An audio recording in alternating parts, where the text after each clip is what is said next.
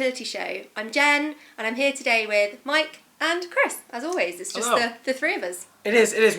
But we are expanding, aren't we? We are. We have plans afoot to increase our number. Yeah, stay tuned. There'll be spoilers about that one, won't there? There will be. Over the coming weeks when we actually get them to agree. Basically. We've booked out the O2 Arena for open auditions. This is it. It's going to be like the X Factor. Yeah. I really want a big button. So do I can you? go, yeah, That's Britain's Got Talent. Yeah, I want that. Okay. Well, we could do that.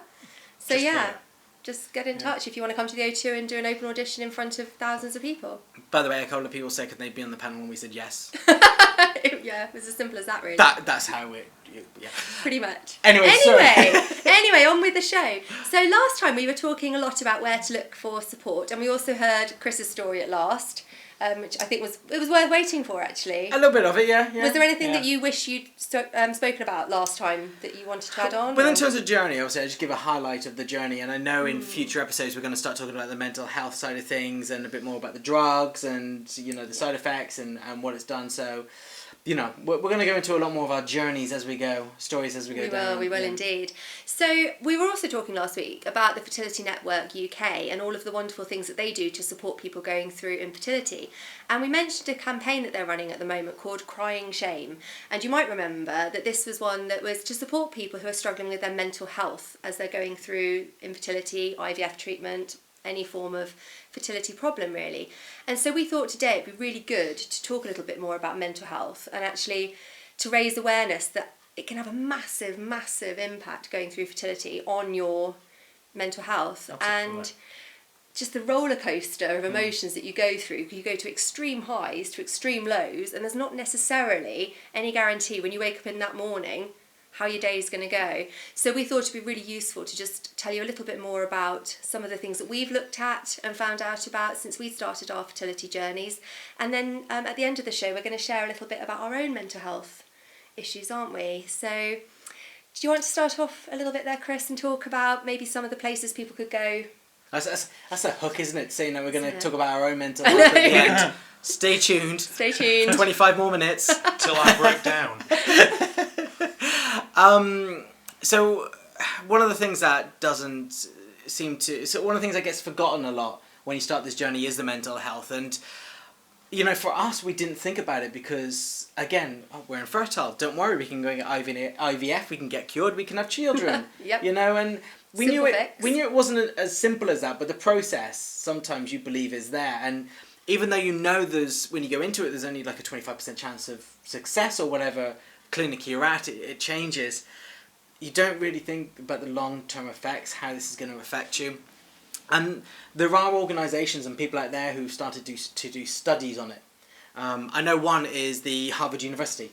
Yes. They've been working hard recently with a lot of data to try and figure out the relation of mental health and infertility, I should say. And there's some stats out there, so you can go ahead, you can Google them, and you can look at the stats. And with caution, I think, because it's very tempting to kind of go down that little rabbit hole, isn't it, on Google? And there's a lot of fake news out there, at the risk of sounding like Donald Trump. But you can really find accredited journals, can't you, that have been published. There's a lot of scientific research behind them. Rather than just going down that, let me just click on that link. I think really do your research if you're going on Google. You need to, and there are a couple of sites out there which will give you the results that are scientific and data proven. And so a couple of sites are like PubMed, the NCBI. They publish articles which are based in fact. And using studies. And the other one is the Cochrane Library. I think I said that right. COCHRANE Library. And they use like an extensive database and articles and everything to come up with proven factual data. So if you do want to go down there, because you do, as you said, you do have to be careful. There's a few people out there that say they can cure infertility. I love it. I love it when people go, I can cure infertility. They can't. There isn't a cure. There really You isn't. manage infertility. You can manage it. You do, and there's no cure. So you do have to be careful of the stats. And sometimes some stats will be based on a sample of 4 people. And it sounds ludicrous me saying that, but there are studies I've read, and if you read the small print at the bottom, it says based on 8 people. Yeah. 4 were given a placebo, and 4 were given this pill, it works. No, it doesn't. As a former business analyst, sample size is key. Sample size and standard deviation and all those kind of things. It's important, if you are going to look at these studies and look at these numbers, is have a look at that sample size. Have a look at how many people they've done it. Because if it is, like you said, 4 people, it's worthless. And someone the other day mentioned that they could help people avoid miscarriage because they work with pregnant people.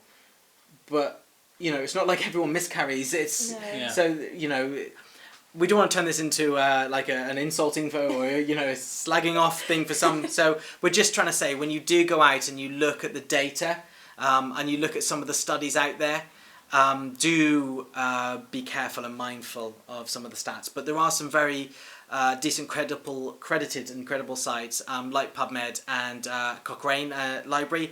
And if there are any more, please do put them in the comments. And I think it's a way actually of managing stress sometimes initially, is just being a little bit more aware and fully armed with the information that you need, so that you can manage that slight unknown of infertility, because there's so much unknown and we always want to be in control and be proactive. And I think actually doing some research can sometimes give your anxiety a bit of a focus, and it can actually reassure you sometimes if you find a study. And obviously on that, there is always a study that you'll read that will reassure you, but then you might read another that doesn't. But I think if you're somebody who likes to have information to hand, I think actually looking at these studies gives you that little bit of control that you lose massively throughout infertility. I think this picks up a lot of what we talked about last week, wasn't it? With we talked about the support groups out there and networks and knowing what to ask for the questions. Because if you go to one clinic and ask one question and go to another clinic and ask another question, you'll get 2 different answers. But they might actually be telling you the same thing. It's just, to them, the question means something different. Yeah. Exactly. So sometimes you've got to ask the same thing in many different ways to get, to make sure that everyone is giving you the answer that you need, or the answer that's right. That's it, because I think when you're not given any answers at all, that's when that sort of stress and anxiety can really manifest itself into something that kind of goes beyond you being able to manage it yourself. And I think there are so many things I found, certainly, that can trigger that unknown anxiety, stressfulness, things like the cost. I mean, if you're paying privately, obviously London in particular, very, very, very expensive way of doing it. Yeah. Travelling abroad is not always cheap. I know the actual treatment can be cheaper at times, but when you factor in flights, accommodation, time off work, lost earnings. So cost can be a massive thing that you maybe underestimate when you first go into it, because you'll read on the website a round of IVF's £4,000. Oh, well that's, not too bad. But then you add on... Yeah, we're quite open about ours, because obviously we went to London, so we weren't in Yorkshire.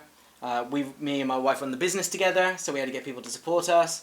So by the time we finished, from starting to the miscarriage that we had at 8 weeks, we had spent over £25,000.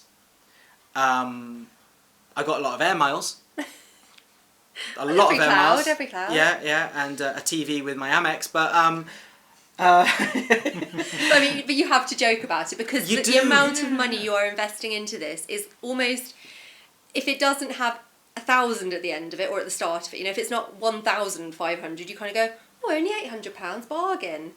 And actually, that can be quite stressful when you add it all up. So that's one thing that can kind of cause that unknown anxiety. Things as well, like the actual procedure itself, that unknown, what's coming next. So did you find that, particularly going abroad, just what to expect causing that stress? And it was one of those situations, I think, where because we'd obviously had our NHS cycle using Helen's eggs and my sperm, because this was so different in terms of we were using a donor, it feels very simple, a switch, do you know what I mean? So instead of Helen doing all the drugs and all that kind of stuff to stimulate the eggs, it would be somebody else. And I could not get my head around it. It was something which I was constantly like, so what are we doing now? Why are we going this time? And that really threw me, because I was used to that cycle, that way of thinking of it and how you gear up towards it. For that element to be missing really threw me. So yeah. I think as well, the actual drugs that they give you, and obviously normally that is the woman who's really bearing the brunt of all the drugs. I mean, by default, the men then do as well, because it turns us into slightly crazy people often. Maca root. Maca root? Maca root. Maca root, for me, guaranteed lots of results. Okay. Sorry, is this a herbal thing or is it? Yeah, it's not just another made-up word like we had last time. Yeah. Dinkles or whatever it was. It's the root of a plant dried and ground in a little capsule, and it is genius stuff. As in, it's genius because it kind of counteracts the... So it's stimulated growth and production of numbers for me. We're talking about sperm here. Yes. Okay. Okay. I'm talking sperm already. Yeah. I mean, we're good. Yeah. A little heads up next time. Straight on in there with a sperm chat there. I thought we were talking about it calmed you down or something. Yeah. No. It was. Okay. So we were talking about stimulating for women. So that's the dudes. I see. I'm Maca with root. you. Okay. Yeah. Nice one. Yeah, Have you follow tried the maca conversation. root? I haven't. I tried a non-herbal route. I gave up alcohol. Okay. And tried to lose a bit of weight and. We by the way have decided that we could all probably do with losing a bit more. Actually, We? if you watched last week's episode and now 2 weeks ago and now you're watching this one, you'll notice the camera's a little higher. And that's because we looked back and we thought, do you know what, there is one consistent with IVF and infertility. You put on weight. You do. You put on weight. So if I'm looking up, it's because the monitor is slightly up at the top. But just checking that we don't look quite as rotund as we did last time. We're looking at we keep looking at the monitor, which is above the camera lens, just to Just to check. Yeah. No visible stomachs here. They say the camera adds £10, so we're down to one camera. So We're that's optimistic. £3.33 each. Yes. Well, yeah. Anyway, so back to maca root and all that sort of thing. On the whole, it is the women who have extra things put in. Men, actually, to be fair, like you were just saying about taking out alcohol, that can actually sometimes have a bit of an effect on you. So it does. I know it.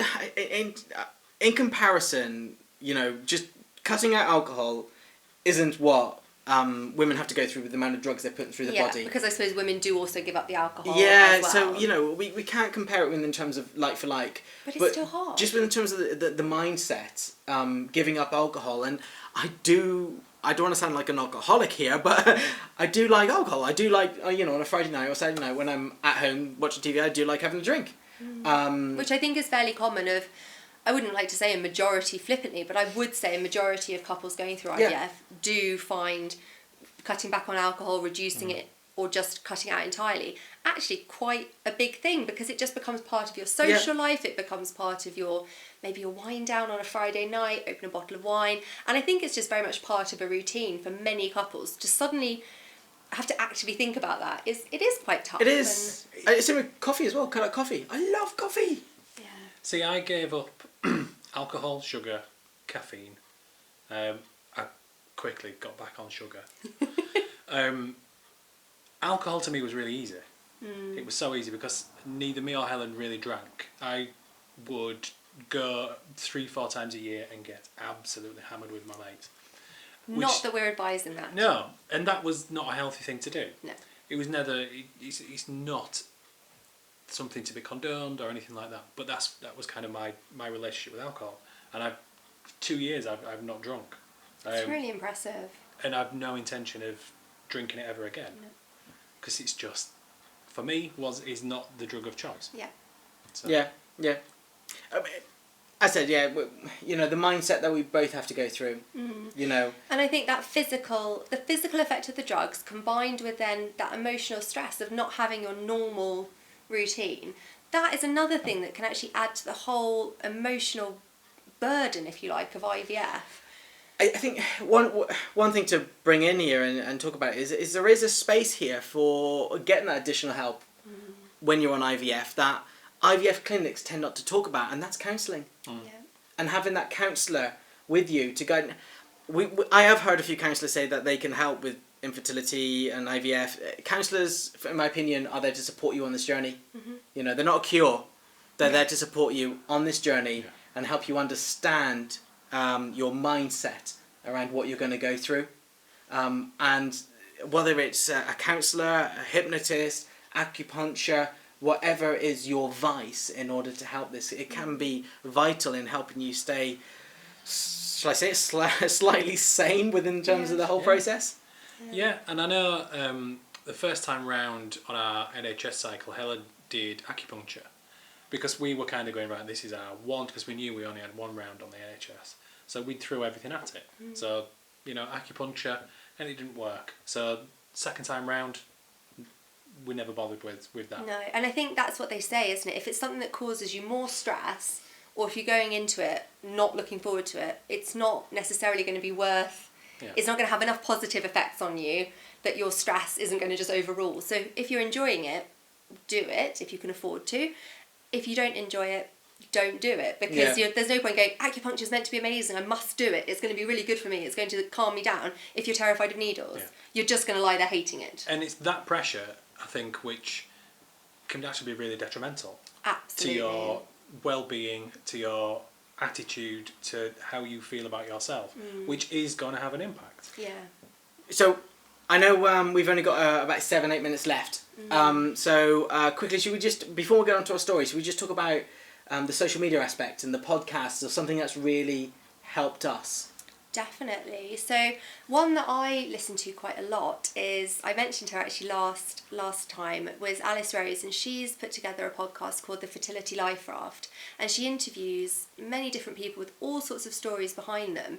And I think sometimes hearing other people talk about their experiences can make your anxiety reduce, because either they've gone through something very similar, or they've gone through something that you go, oh, I can relate to a bit of that. And I think sometimes knowing, again, you're not on the journey alone, can help manage the day-to-day stress of the unknown. So that would be my go-to podcast. Mike, do you have one in particular? I love podcasts. I listen to quite a lot. I don't particularly listen to anything fertility related. Okay. But I will give a shout out to two, which I love. And for me, it was just that half an hour of something else to think about before I went to sleep. No Such Thing as a Fish, which is done by the QI Elves. Right. And it's funny, it's 30 minutes, it's out every Friday. He's probably the one thing I listen to most. And the other thing is Kevin Smith, anything with Kevin Smith. He does so many podcasts.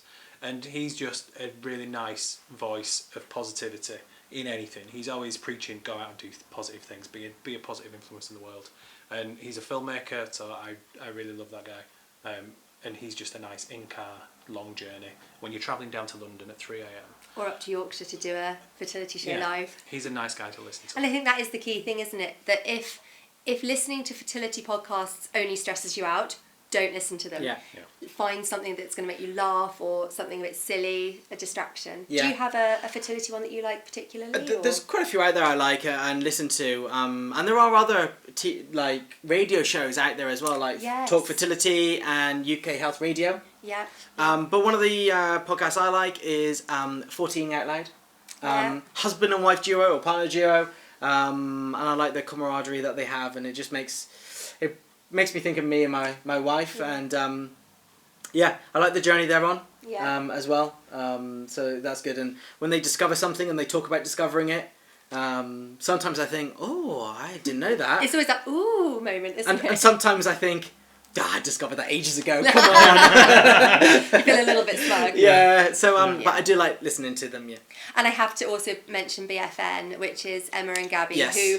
Yes. Emma's just had her baby after fertility treatment, and Gabby is currently pregnant. So it's kind of BFP now, their podcast. They're on a bit of a hiatus, but if you haven't yet caught up with the BFN, do catch up with that. Yeah, we didn't forget about it. We just wanted to leave it to the end of what we're talking about. And I just wanted to really quickly as well mention a website called www.catandalice.com, and they post lots of things about live meetups. And I think actually meeting people in real life can really help with again, I'm not saying it's going to cure depression, it's not going to cure anxiety necessarily, but just if you've got that day-to-day feeling of being a bit isolated, alone, anxious, meeting people in real life and going, you're like me, I don't have to explain AMH to you or talk about what a blastocyst is, you just know.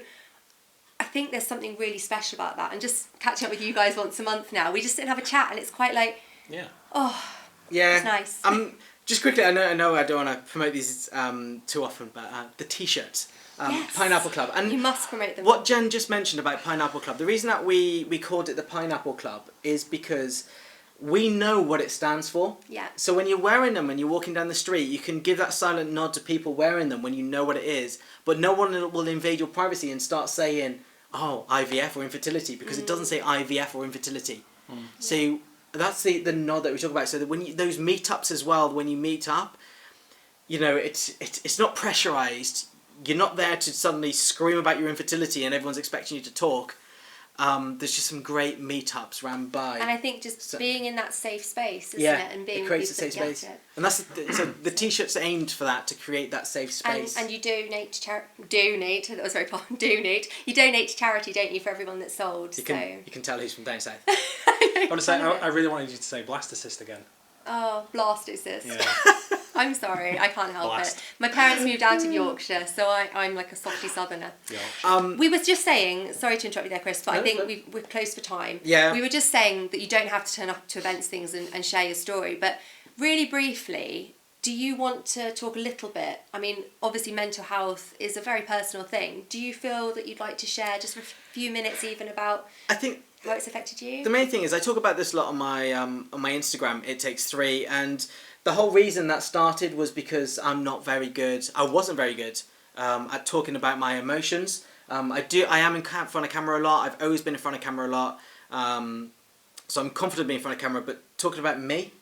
So that's the whole point. And I actually started it anonymously to begin with, until I got a bit more confidence. And talking about it, it kind of got that inner scream to come out, which helped, and to get people helping me. You know, I was helping a lot of people, but actually they were helping me be able to talk about my issues without ever saying I need help. I think that inner scream is an amazing phrase, actually. Did you think about that for a long time? That just came out then. It's really good, because I think it's an inner scream, and you can come across as fine, can't you, and present as, I'm so happy, look at me, I'm coping, I'm capable. And the inner scream is just like, help. Yeah. I love that phrase. I think maybe a new t-shirt with inner scream inside. So, But it's being able to talk your way, and being able to get that out, whether that's through a counsellor, a hypnotherapist, or whether it's just using social media, and you can create small groups to do that. Absolutely. Yeah. And do you feel comfortable enough to talk about mental health? Yeah. So briefly. I mean, it wouldn't be much of a show if you didn't, I've got to be honest. So thank you for going along with it.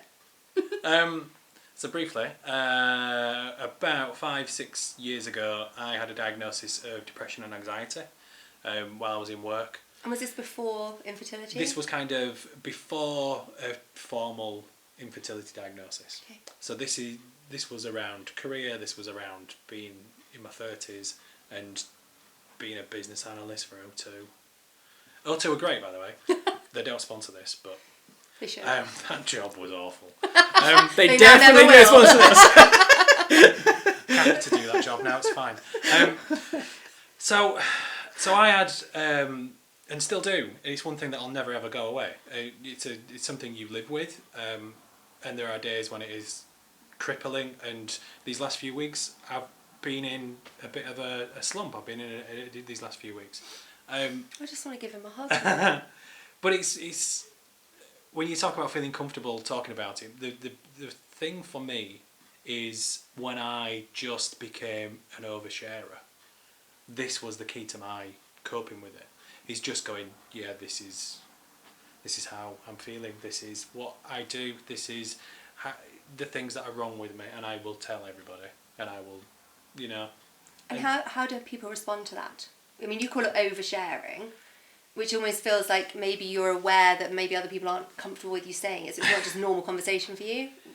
Yeah, there's a point where I kind of feel a little bit of a crusader, and people may feel uncomfortable with me saying that I have an anxiety and depression diagnosis. People I've known for 40 years will be like, oh, you know, why are you talking about that? And I'm like, because nobody talks about this. Yeah. And I was very much the same with infertility. I was like, I'm going to tell everybody this. And it will be the first thing I mention and the last thing I mention if I talk to you in a bus queue. Hello, I'm infertile. Goodbye, I'm infertile. Yeah. I obviously don't do that. But it's that kind of idea of just normalising it. Normalise everything. Just talk about it and just be frank and honest and open. And soon other people will feel confident enough to do it, and then it won't be a weird conversation to have. Everybody will just go, how are you today? And instead of going, yeah, I'm fine, you'll go, I've had a really shit couple of weeks. Yeah, exactly. Do you know what I mean? That's me.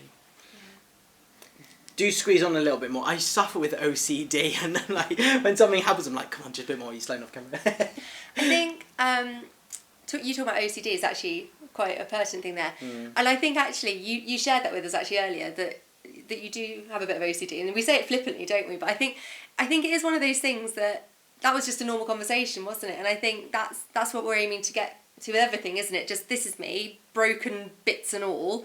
I don't need you to build me back together. I'm happy being a little bit cracked on the edges, and I think that's the point we want to get to, isn't it? I'm really aware of time, so I don't want to waffle on too much about my mental health and being broken. But if it's all right, I'd just like to just have a moment to kind of acknowledge a key date for me. Okay.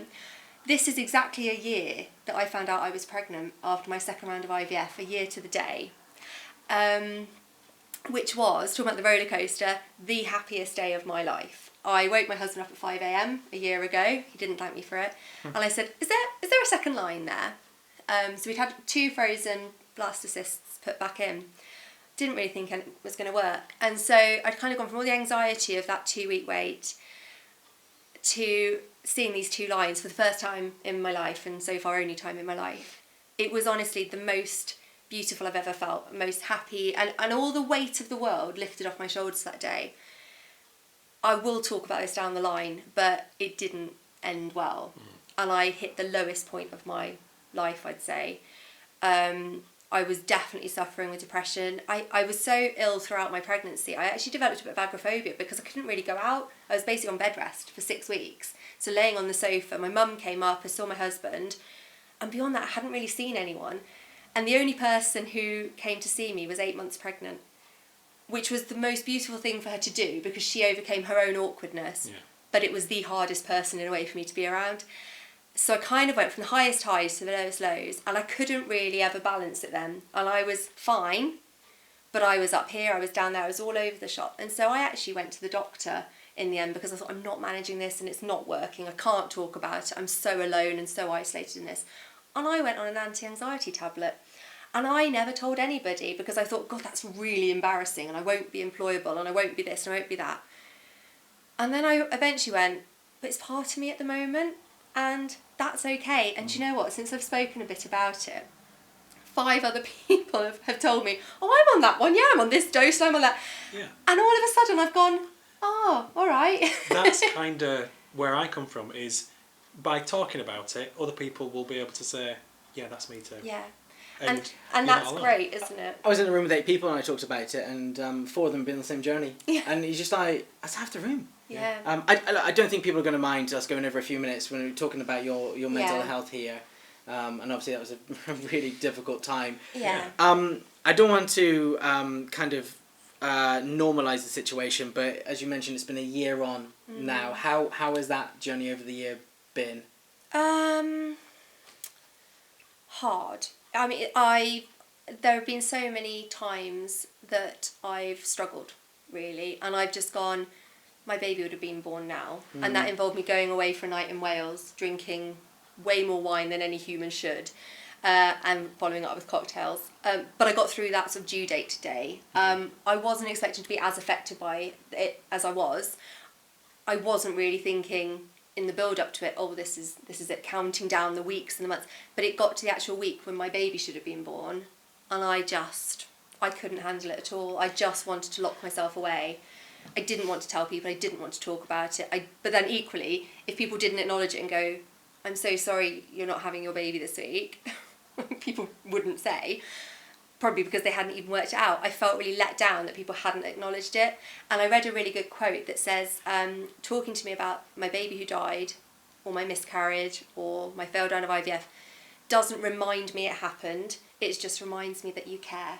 And I think that, I think that's all you want to do, is you want people to know that you care. And if you have a friend who's gone through miscarriage or is going through IVF and it hasn't worked, or it has worked but there are complications or anything, you saying to them, how are you? I know this around now is a tricky time for you. That doesn't upset them because they'll already be thinking it. it would just make them reassured that you're there. And I think that's what we want to kind of, we want to be the people that show you that it's okay to be broken and damaged and, you know. Yeah, you reminded me of something then, which I think is worth just sticking in. Rob Delaney, the comedian, has been quite open about the death of his son. And he tweeted something when everybody was posting all their first day at school things about their sons, and he just said today would have been his first day at school in his little uniform.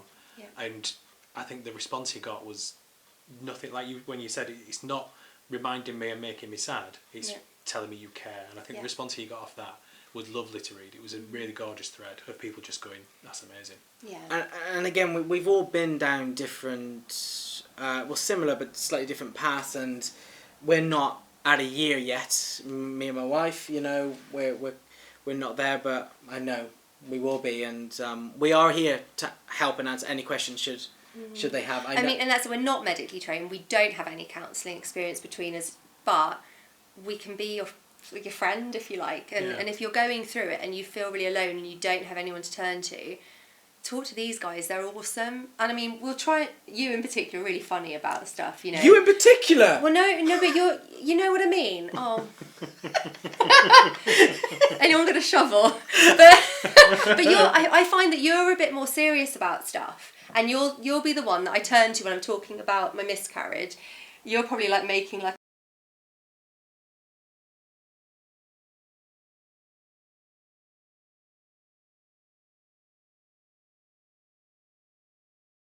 What happened was, I was really stupid and I forgot to plug the camera in, so it died. So there'll be a cut. So he's just a scene stealer, isn't he? Do you see what I mean? Though he's you know, make a joke out of it, like. Well, yeah, because otherwise. Chris will just edit it out, you know, like that. It's like it never happened. My OCD was going in overdrive. Yeah. Thinking. Bless but, you. yeah. But anyway, so we're at the end of the show. There is a lot more, obviously, we can talk about. We will talk about. Do start a discussion on our Instagram page. If I can just mention one thing about Instagram as well, in terms of mental health as well, is we talk about social media a lot and how great it is, but do be careful with social media, because the more you look at a certain topic and aspect, the more the social media channels are going to be pushing that in your direction. Yeah. So if you are going through a tough time, it's good to use it to seek help and ask those questions, but at the same time do remember that if you're going through a certain phase and you're looking at it, the social media channels are going to put more information your way. So do be very careful about how you use social media.